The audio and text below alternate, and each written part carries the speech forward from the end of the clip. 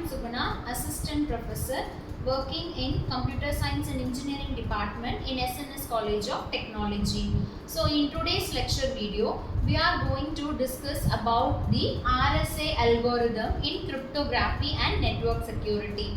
In previous class, we have discussed about the Playfair cipher. So here we are going to discuss about the RSA algorithm. So RSA is nothing but reversed Shamir and Edelman algorithm. So here first we discuss this RSA algorithm in our design thinking approach.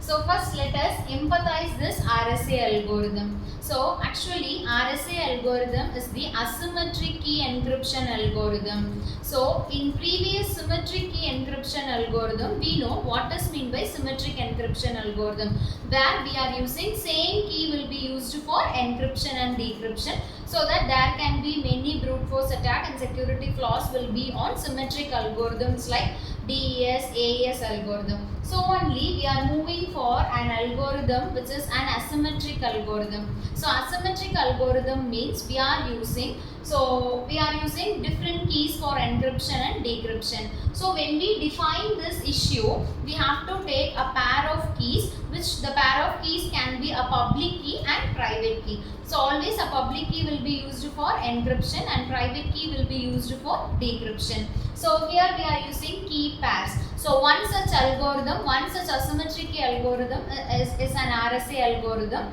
So in next ideate part, so what is our basic idea behind this RSA algorithm means completely it is based on the prime numbers. So first of all we have to choose two prime numbers P and Q. Next we have to calculate an n value. So n value is nothing but n is equal to P into Q. And next we have to calculate the phi of n. So already you know that phi of n is the Euler's torsion function. So when two numbers are prime numbers, then the Euler's torsion function can be P minus 1 into Q minus 1. After that we have to select a encryption key which is called E. So that E should be between 1 and phi of n, and when we take GCD of E and phi of n, that value should be 1. So in such a way that we have to choose the value of E. So next we have to compute the private key D. So here E is the public key and this E will be used for encryption process, and D is the private key and this D will be used for decryption process. So then we have to compute the private key D. So we have to calculate the private key on the receiver end. So D is nothing but E inverse mod phi of n.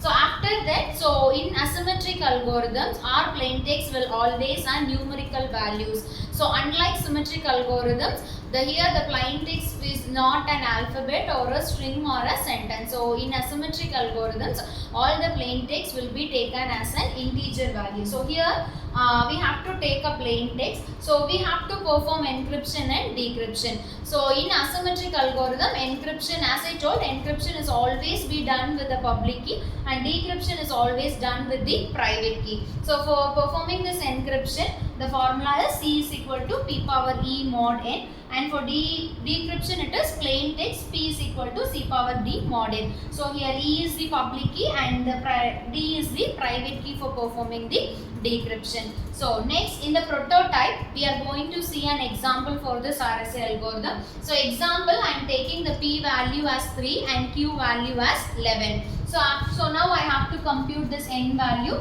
So n value is nothing but 3 into 11. So 3 into 11 is 33.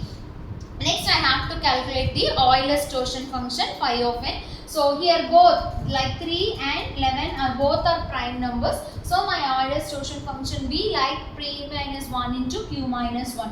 So P is nothing but 2 and Q is 11. So 11 minus 1 is 10. So 2 into 10 is 20. So my Euler's torsion function value phi of n is found to be 20. Now I am choosing a random E value. So here I am choosing the E value as 3. So when we take, so E is between 1 and 20, right? My phi of n is 20. So E is between 1 and 20. This condition is satisfied. So when we take GCD of 3, 20, again it will be 1. So GCD of 3, 20 is 1. So both conditions are satisfied. So the value which I had taken for the encryption key E is correct. So when this two conditions are satisfied, the value which you have taken is found to be right. So next I have to compute a private key which is called D. So for calculating this, so it is E inverse mod phi of n. So my E value is 3, right? So it is 3 inverse mod 20. So 3 inverse mod 20 is 7. So we know how to calculate this inverse mod by using extended Euclidean algorithm or by using multiplicative inverse. We found that 3 inverse mod 20 is 7. So next I have to perform the encryption. So here I am taking the plain text as 4.